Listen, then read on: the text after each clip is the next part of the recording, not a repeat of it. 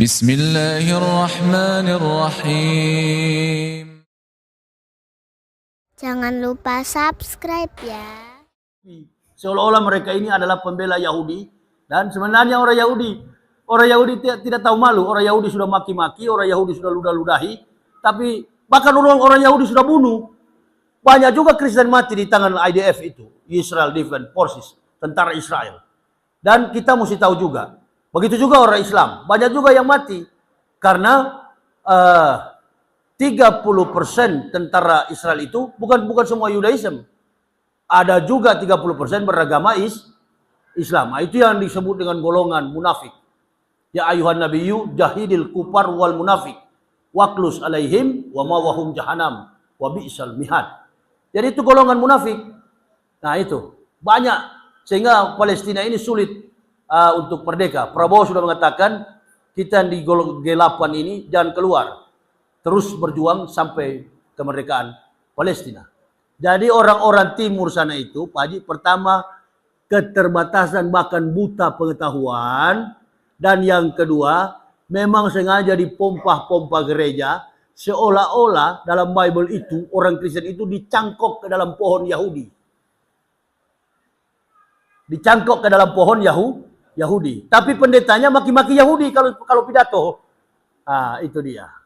Jadi sebenarnya orang-orang ini Yahudi membangun politik dunia, tapi dia sendiri tidak beragama Kristen. Betapa bodoh orang Kristen ini. Itu jawabannya. Ya, jangan coba kalau ada pendeta duduk dengan rabi Yahudi. Saya mau minta fotonya satu aja. Kalau ada berarti saya pembohong. Karena bersentuhan begini aja, saya sudah jelaskan tadi. Soal toharo, Bapak belum pernah ketemu rabi-rabi Yahudi yang pakai mixkel putih di kepala. Itu tidak bisa sembarang orang dia ketemu. Bahkan Benyamin Netanyahu pun dianggap iblis. Itu. Mereka diam di mixapel. Mereka diam di sinagoga. Itu. Dan tidak semua orang dia ketemu. Jadi apalagi dengan Kristen dianggap najis. Dia suka bertemu kalau dengan orang Islam. Seperti Syekh Yusuf. Syekh Yusuf itu kan Yahudi asli. Imam besar yang ada di Masjidil Aqsa. Gitu. Jadi kalau orang mau lihat penjara setan, ya di Masjidil Aqsa. Masjidil Aqsa itu bukan cuma satu lapis, ada 4 lapis. Sampai ke penjara setan di bawah, lapis keempat itu, ada step 4 langkah itu. Nanti sudah di bawah seperti air kita. Padahal tidak ada air. Yang bimbing kita pun gate-nya itu cuma 1 senter kecil. Senter itu tidak boleh senter ke samping, tidak boleh senter ke kanan. Kita cuma pegang gamisnya. Nah setelah balik, bukan dia jadi gate. Kita yang di belakang jadi gate. Dia ke depan, dia ke belakang, kami yang jadi gate. Bolak-balik saja. Satu syaratnya, kata IDF. Agama apapun yang masuk ke dalam penjara setan itu, harus menguasai, harus hafal suratul Fatihah. Karena kalau sudah turun ke bawah, pasti tidak boleh balik. Nanti kalau sudah di bawah, baunya busuk di lantai keempat. Busuk dan dari ruangan itu orang menangis, orang tertawa. Itulah mungkin neraka. Insya Allah saya pernah sampai ke sana, tapi bukan sudah Islam. Waktu saya masih kafir. Ya, saya ngomong dengan Datuk Yahya di Malaysia, kebetulan dia pernah sampai ke situ.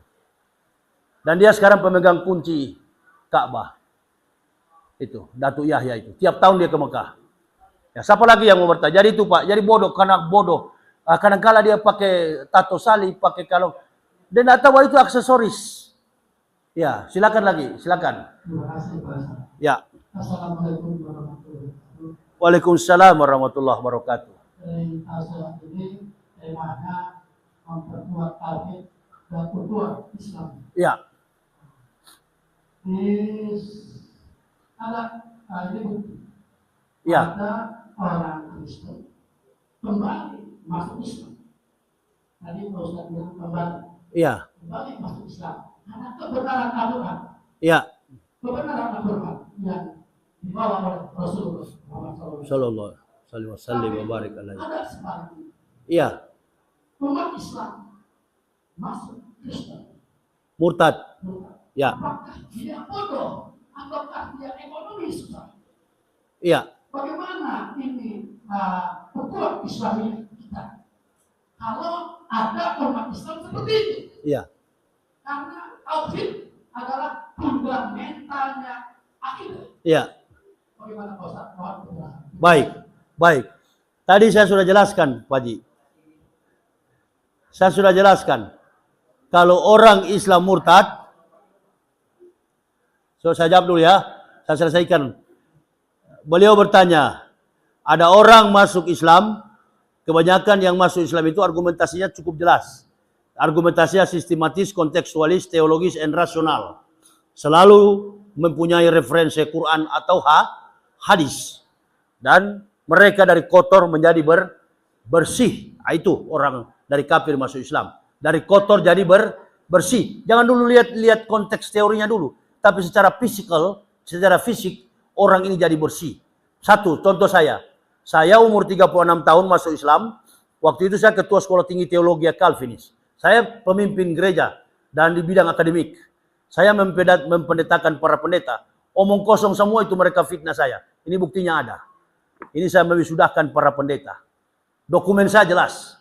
Maka saya bebas di pengadilan. Saya tunggu tuh Esra Soro itu hadir di pengadilan. Nah, ini orang Kristen ini, kalau dia masuk Islam, berarti dia sudah lama pelajari Al-Quran.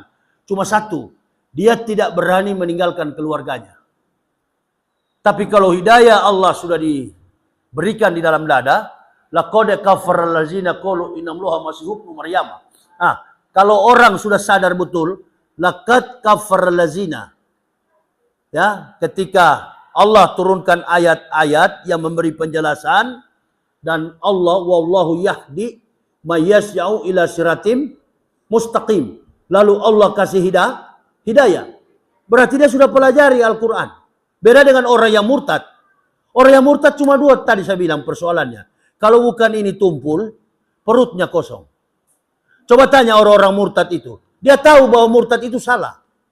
Tapi karena sudah terbiasa tidak sholat 5 waktu. Sudah biasa meremehkan ibadah-ibadah. Jadi dia anggap sudah biasa. Dan dia tidak tahu bahwa itu hukuman. Dia tidak tahu itu hukuman. Hukumannya bukan sekarang, insya Allah nanti.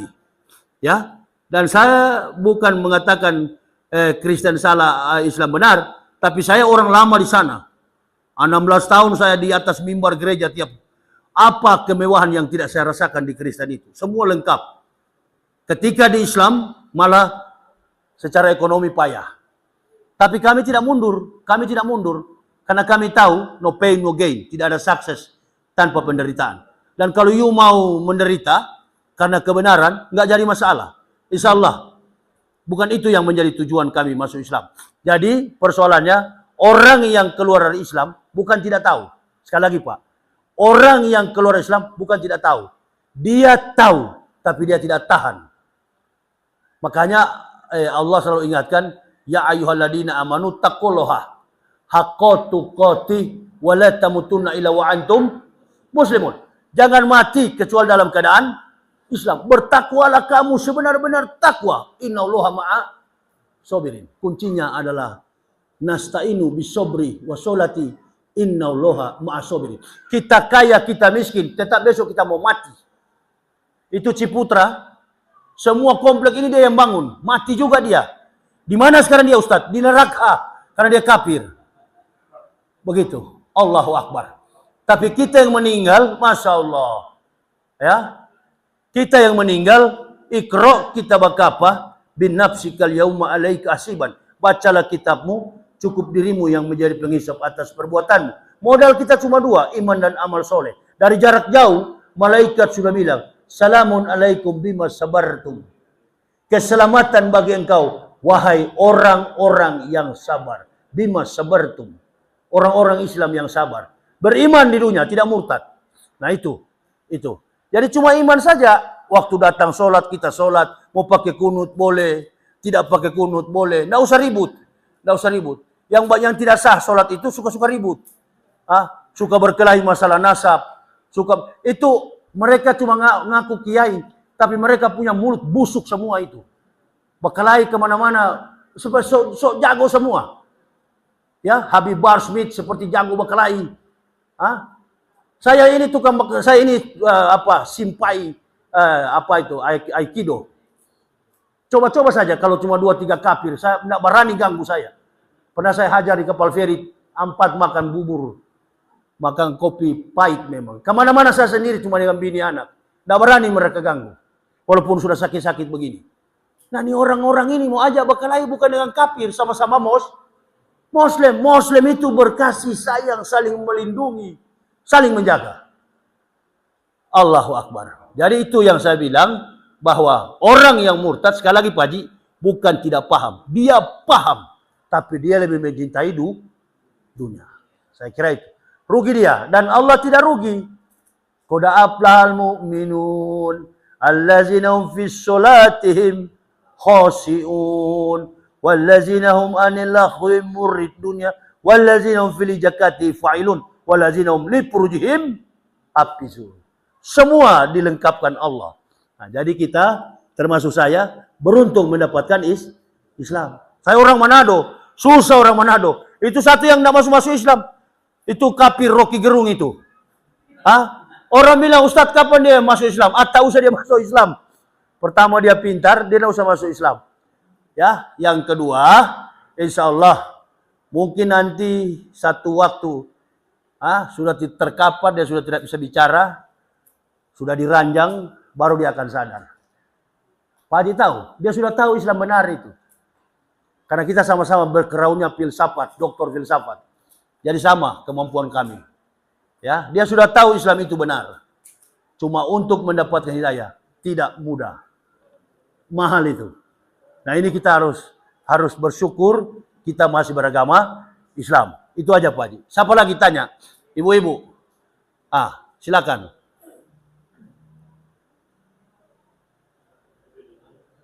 Berdiri Bu, berdiri Bu.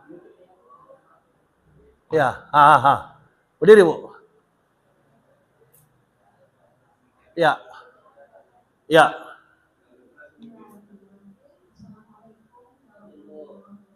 Waalaikumsalam warahmatullahi. Ya.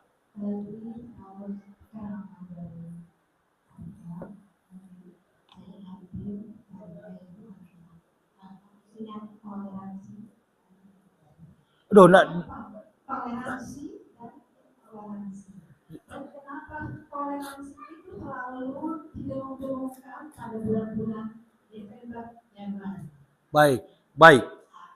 Sementara kita tahu yang sering diumumkan adalah toleransi antara umat beragama. Iya. Sementara toleransi antar umat sendiri, itu tidak pernah ketemu. Iya. Ini saya tanyakan adalah apanya yang salah? Karena saya lihat berita-berita yang alhamdulillah yang cepat-cepat atau yang memberikan utama.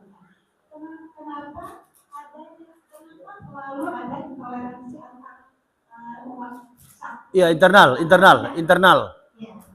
Muslim. Iya. Terima kasih. Baik. Saya tanyakan apa yang salah? Iya. Baik. Terkait dengan kata toleransi. Toleransi itu, kata Ibu bahwa yang Ibu tahu, toleransi antar umat beragama. Umat beragama, dalam tanda petik, quote and quote, konteksnya adalah beda agama. Tapi yang terjadi adalah justru sama-sama Islam, sama-sama Muslim. Itu tadi saya bilang, ada gambar besar di belakang kita. There is a big picture on the back. Bagaimana caranya menghancurkan, menenggelamkan Islam yang besar ini, supaya tenggelam bersama-sama dengan zaman ini. Itu. Tapi walaupun mereka dengan kekuatan begitu, sulit. Karena tidak ada Islam yang lebih baik kecuali Indonesia. Nah, cuma persoalannya, Ibu mesti tahu bahwa generasi pendakwah sekarang ini dengan generasi-generasi dulu, bahkan para kiai-kiai dulu, beda. Tadi saya bilang dua karakter pendakwah sekarang, penjilat dan pengecut. Di mana ada penguasa, di mana ada pejabat, di situ dia ngekor. Puji pejabat, biar tukang pancuri uang rakyat, dia puji. Itu dia. Nah, kalau kami lebih baik mati daripada begitu. Iya, kalau saya dari dulu enggak ada watak begitu. Kalau salah saya sikat, saya tidak peduli. Gitu. Nah, itu. Jadi saya tidak ada human interest, tidak ada kepentingan manusia dalam berdakwah. Yang ada adalah Allah Subhanahu wa taala interest dan Nabi. Jadi kalau pendakwah menetapkan satu keyakinan di atas pengakuan tauhid yang kuat, benteng tauhidnya kuat, dia tidak akan bicara soal lain kecuali bicara tentang satu, ukhuwah, dan yang kedua menjaga persatuan. Coba lihat NU dan Muhammadiyah. Berapa puluh tahun, berapa ratus tahun bahkan mereka hidup berdampingan. Tapi datanglah kelompok-kelompok Wahabi ini, ya, semua salah di mata kita. Kemudian susunan kemampuan orang-orang yang tidak kuat berpolitik, yang tidak punya jalan pikiran untuk bagaimana menata masyarakat secara kontekstual, akademik. Jadi dibuatlah toleransi perbedaan yang ada di Indonesia ini menjadi satu ciri utama. Ya, kita angkat minoritas biar yang mayoritas marah. Nah, ini Jokowi punya taktik. Tapi kita ambil sebagian yang dari mayoritas, ulamanya, Ma'ruf Amin. Dari situ pecah. Jadi tidak tahu dirinya seorang ulama juga membuat Islam ini hancur. Jujur, wallahi saya bukan malaikat. Tapi bukan main nanti Ma'ruf Amin akan tanggung itu. Bukan main. Nanti Ma'ruf Amin akan tanggung itu. Dia sendiri ulama, ya. Innal ulama, ya. Ibu mesti tahu, istatun yadkulun naro bisitatin. Ada 6 golongan masuk neraka karena 6 perkara. Yang pertama, al-umara'u bil ju'uri. Penguasa sewenang-wenang. Yang kedua, wa ahlur rustaqi bil jahli. Orang kampung karena bodoh. Yang ketiga, wadahkinu bil kibri. Wa tujaharu bil hianati. Wal ulama'u bil hasad. Ulama yang dengki, yang iri. Hasad. Nah, ini yang terjadi dalam kehidupan kita. Sehingga toleransi yang kita harapkan tidak terjadi. Tidak terjadi. Contoh, ini satu ini dipecat dari, mundur ya, mundur bukan pecat ya. Ini si turunan ke-9 ini dari Kiai Iblis. Ini Miftah ini. Dari dulu saya sudah bilang, dia bukan kiai itu. Dia tukang jilat, dia penjilat. Ini dia bawa uang kemana-mana. Sombong sekali kalau ceramah. Dan saya sudah bisa lihat watak orang watak bajingan, preman. Watak preman dari rambut, dari cara dia ngomong, dari anggukan kepala. Karena saya belajar psikologi. Ya saya lihat dari anggukan kepala, sombong orang kampung, sombong orang kaya, dan sombong orang susah, beda jauh sekali, Bu. Saya juga tahu Jokowi bukan sarjana, dari cara dia menyeka keringat. Pakai wiskap, dia pakai siku. Nah ini, sebenarnya seorang leader itu, seorang pemimpin, ketika dia berkeringat, dia lepas kacamata, dia ambil tisu. Dan mic nggak pernah ke tangan kiri, selalu ke tangan kanan. Itu seorang yang terdidik secara leadership. Nah, yang kedua, pemimpin tidak pernah mencari pengikut yang mengikut. Nah, inilah persoalannya. Bagaimana supaya banyak orang ikut, pengaruhi. Pecah di sana, pecah di sini, pecah di situ. Angkat ustadz-ustadznya, mana yang paling mayoritas di Pulau Jawa, itu yang diangkat. Contohnya Miftah itu, diangkat jadi ustadz, karena dia paling disukai oleh kelompok grassroots. Kemudian, kebetulan di Jawa, yang paling banyak orang suka dia adalah grassroots. Grassroots ini menguasai semua hampir seluruh parlemen, bahkan threshold presidensial. Nah ini jadi secara voting menjadi kuat bagi seorang kandidat. Tapi secara imajinasi dan kualifikasi, kompetensi, kemampuan, kalkulasi matematik Prabowo sudah tahu nih orang tidak berharga, artinya preman. Mereka tahu itu. Mereka tahu. Tapi bagaimana supaya dapat, yang penting jadi presiden. Nah, ada satu kalimat saya tidak suka ke Prabowo. Saya yang pilih Gibran. Bukan Gibran punya mau. Nah, tadinya kita puji Prabowo ini. Sudah berhasil. Terus saya bisa bayangkan, berarti nafsu Prabowo ini, yang penting jadi pemimpin. 2 kali kita perjuangkan Prabowo, sampai keluar masuk penjara. Ternyata wataknya, seorang jenderal, tidak bisa menjamin. Ya, tidak bisa menjamin. Karena itu kita mesti didik anak kita dari kecil, belajarlah jujur terhadap agama ini dan jujur terhadap negara. Dari sekarang kita didik. Ya, sampai ada bilang kita harus bikin surat sertifikasi pendakwah. Tidak bisa dong. Ini bukan Malaysia. Ini negara yang dikelilingi ratusan ribu pulau. Tidak cocok bersertifikat. Sertifikat apa? Supaya katanya pendakwanya cinta terhadap nasionalisme, terhadap Indonesia, cinta kepada agama. Sudah, jangan diajar itu. Termasuk saya anak tentara loh, Bu. Sebelum pergi ke sekolah, angkat kaki kanan, tangan taruh di kepala, ucapkan Pancasila. Nggak salah. 1. Ketuhanan Maha Esa. 2. Kemanusiaan yang Nabi Arab. 3. Persatuan Indonesia. 4. Kerakyatan yang dipimpin oleh hikmat kebijaksanaan dalam permusyawaratan berwakil. 5. Keadilan sosial bagi seluruh rakyat Indonesia. Undang-undang dasar Negara Kesatuan Republik Indonesia. Dengan ini semua kami hafal baru pergi ke sekolah. Nah, ini orang-orang ini, Miftah ini coba suruh hafal. Nah, ini turunan ke-9 ini. Turunan ke-9.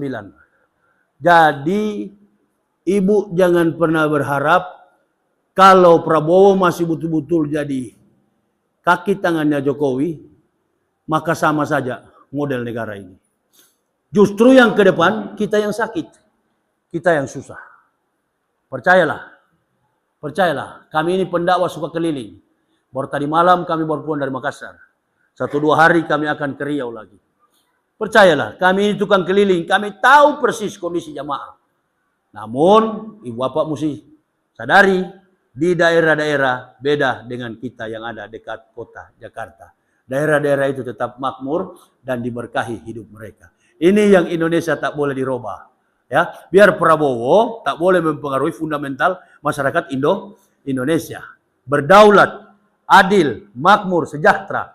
Jadi di daerah-daerah itu nggak akan terpengaruh. Bukan Malaysia ini, Malaysia negara kecil. Indonesia ini negara keempat terbesar di dunia setelah Amerika. Jadi sulit. Dan kami mudah-mudahan diberi kesehatan selalu di pihak yang benar. Saya berapa kali diundang untuk menghadiri ke tempat pelantikan Prabowo. Ustaz, saya kan pilih Anies kemarin. Begitu Anies gagal, tidak bisa jadi presiden. Nah, mencoba untuk maju jadi gubernur. Salah juga Anies, enggak boleh, gengsi. Kenapa juga maju sebagai gubernur? You punya satu makom yang sudah tinggi, juga adalah rivalnya Prabowo dan Ganjar Pranowo, bertarung secara rival presiden. Kenapa turun ke tingkat gubernur?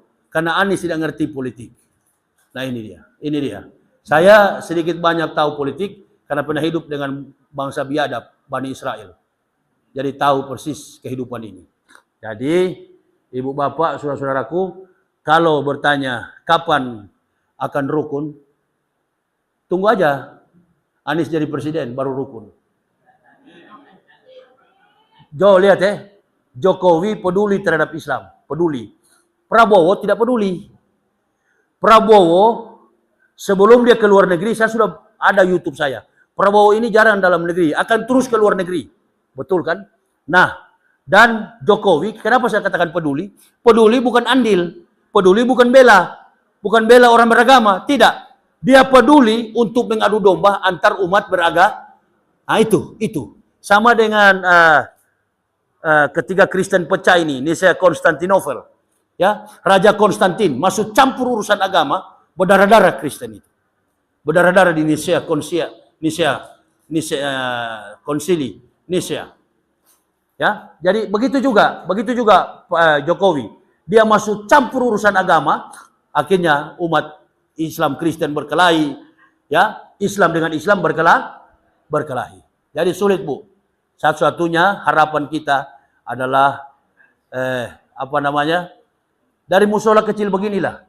Kalau kita sholat, imamnya pakai kunut, silakan. Imamnya tidak pakai kunut juga, silakan. Yang penting kita tetap sama-sama Muslim. Jangan saling menjustis. Saya kira itu saja. Dan bersama-samalah kita untuk membangun ukhuwah Islamiyah. Terima kasih. Saya kira ini yang bisa kami sampaikan.